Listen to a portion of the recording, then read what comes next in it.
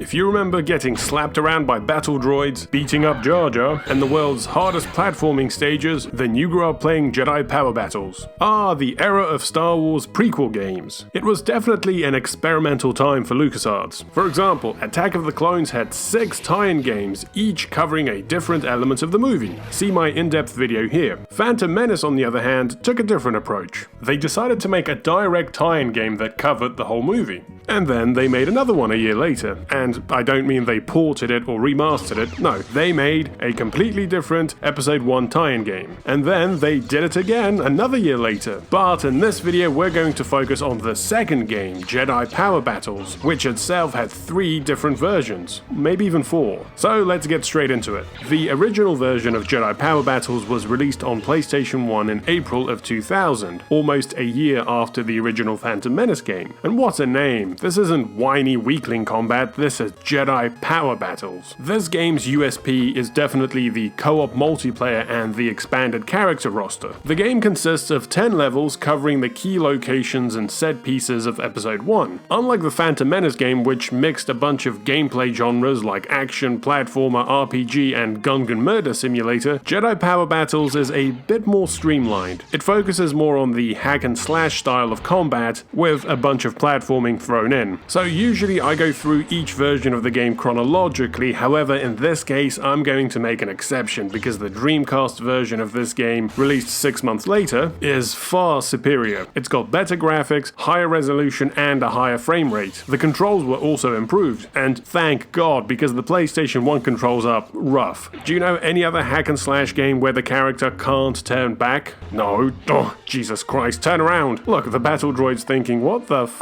is wrong with this guy? So I'm going to focus on the Dreamcast and highlight the differences between that and PlayStation 1 as we go along. The only thing the PlayStation 1 does better is the start screen. The Dreamcast version looks like it was thrown together in MS Paint in like 5 minutes. We've got Obi-Wan who's been flipped, his braid is on the wrong side, and then there's Qui-Gon who looks like he's just stumbled out of a nightclub at 5 in the morning, but the worst one's got to be Mace Windu. Look, they just put his head on Obi-Wan's body. Wow. The game starts with a nice pre-rendered cutscene showcasing the playable characters doing all sorts of acrobatics, apart from Plo Koon, who's clearly the work smarter not harder type. Having all these extra playable characters does create some interesting alternate reality scenarios. Imagine if Qui-Gon had too much gin the night before, so they had to send Plo Koon instead.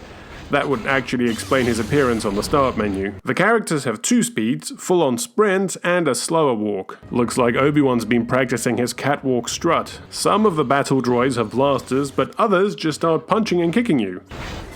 Protocol droid, how are you? You can't see it, but Plo Koon's actually slipped him a $5 for opening the doors. This being essentially a beat-em-up game of swords, there are a bunch of different power-ups scattered all around the levels. You've got your regular ones like extra health, and for some reason every time you grab one, Yoda laughs at you. But then you've got this one I like to call Holy Ghost Plo Koon, and my favorite, the Lightsaber Viagra. Master, maybe the Protocol droid can help us. Master, that's so uncivilized. Shut up, you little I know what I'm doing. And so, Obi-Wan and Master Plo make their way through the Trade Federation ship, taking on this Final Fantasy VII boss, and then a droid starfighter at point-blank range. Finally, they make their way down to the swamps of Naboo. Master, watch out! Oh, never mind. I guess that extra long lightsaber slowed him down. Okay, so you finally catch up to Jar Jar and then... Wait, what the f*** is that? I don't remember Obi-Wan having to slap around a giant worm in the movie. And viewers, whatever you do, don't play this game with your younger brother who doesn't know how to play platforming games.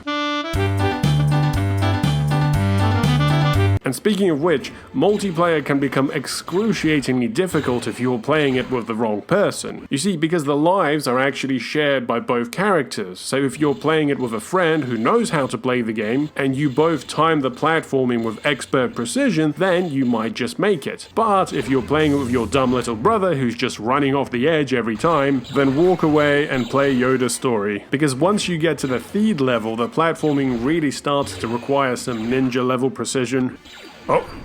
Shit. Come on.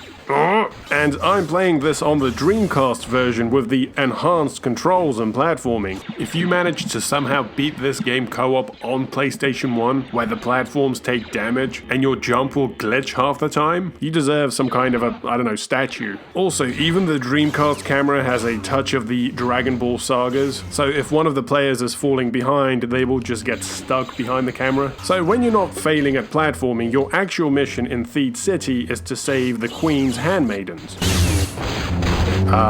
Moving on. The next level is the Royal Palace. You've got to find the Queen and then escort her to safety. Easier said than done. She just stands there in the corner screaming the whole time. I honestly don't know what's worse, this one or her just talking shit to you in the Phantom Menace game. When you are ready to continue, Jedi. And speaking of escort missions, the next mission has you escort little Anakin through the desert. Screw that! Get him, Master! We can end it here once and for all! This level has a lot of Tusken slaughter right in front of Anakin. Oh right, so that's where he got it from. And you're definitely gonna want to kill them, because these sand people just won't shut up. They keep looping the same soundbite again and again.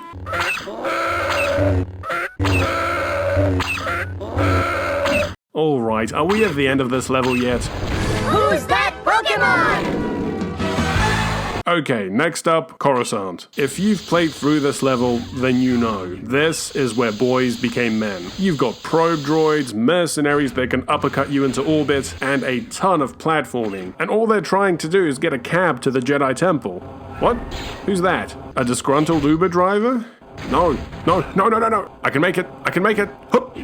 Ah! This level is impossible. If you do manage to make it off Coruscant, you end up back on Naboo, where everything is trying to kill you, not just the droids, but the giant bugs and even the flowers. Hold on, are we sure we didn't accidentally land in Australia? You then have to traverse a bunch more impossible platforming to reach the Gungans and ask them for help. Oh yeah, and then they're trying to kill you too. Is this because I murdered all of your families in the Phantom Menace game? Okay, let me guess, the next level takes us back to Theed. Yes, but not in the way you think. It's time for a bike ride through the city. Yeah, remember when that happened in the movie? This level may not have any platforming, but trust me, you'll still be filled with anxiety trying to avoid all these trees and columns. You know what? They should have just called this game Jedi Anxiety Battles. The penultimate level takes place on the Palace Cliffs. The objective here is to rescue the pilots. No pilots were saved that day. And finally, we make it to Darth Maul. Alright, let's get him. Master, look, he's bleeding numbers. So I was stuck doing this for about 5 minutes before I realized Darth Maul was just trying to run off. And if you're thinking, wait, this final boss is uncharacteristically easy, then you'd be right. Because Darth Maul isn't really the final boss in this game. Traversing the platforming in this level is the real final boss. When you first start playing this game, you think, why did they give us the slow walking function? Well, they added it for this level because there's no way in hell you're going to get through all these stages running around. And oh boy, does this level provide plenty of opportunity for you to f*** things up. We've got the rings, we've got the narrow walkways, the giant fans. I wonder where this takes us. Whee! Oh, we've got these shield generators, and then the super narrow platforms, where you can actually push the other player off. Oh, and they also have shield generators. Guess what? I'm actually playing this on easy mode. And finally, after all of that, your reward is taking on Darth Maul. And he has Frieza's finger death beam. Of course he does. We wouldn't want to make things too easy for us. Okay, so you beat the f*** out of him one last time, then he teleports into the reactor shaft, and that's it. The game ends with a pre-rendered cutscene of the celebration, although I've got to say I kind of prefer the Phantom Menace rendition, just for the creepy Anakin, but Jedi Power Battles does have Qui-Gon hanging around with the rest of the group, wearing a very low v-neck, and generally not being dead. This game does have a bunch of unlockable content, like extra characters that allow you to create some interesting alternative realities, like Captain Panaka spinning backfisting the entire droid army, or Padme taking on Darth Maul instead of the Jedi. Hey, stop that. You're gonna get in real trouble with Sith HR. But my favorite one is Darth Maul escorting little Anakin through the desert instead of, you know, trying to run him over. You can also unlock other game modes, like this one where you roll around as a droider car taking out royal pilots. And if you get up close, you can just smack the shit out of them. You also get this little Kadu race, but the most memorable mode has to be Gungan Roundup, which is just an excuse for you and another player to abuse Jar Jar.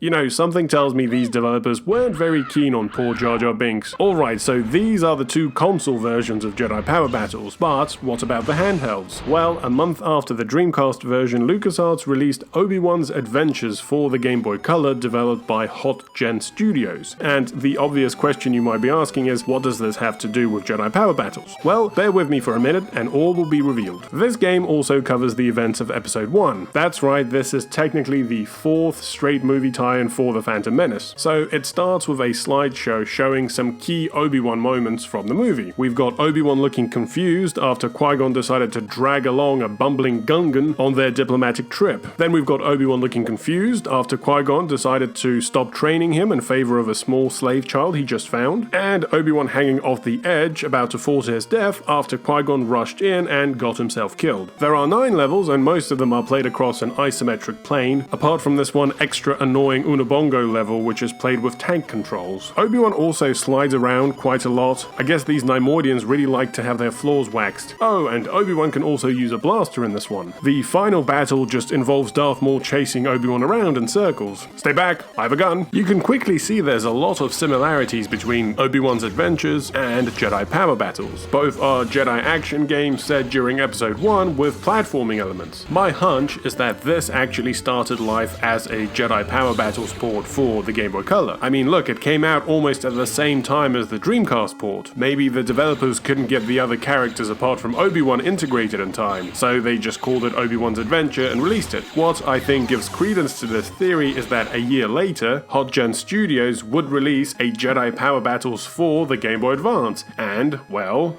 notice anything familiar? So I kind of see Obi-Wan's Adventures as a Jedi Power Battles 0.5. So what's the GBA version like? Well, you have a choice of 3 characters, there are now 10 levels just like in the console version, and they've been reworked from the Game Boy Color version to match the console levels. Which means the anxiety-inducing platforming is back, and so are the asshole droids.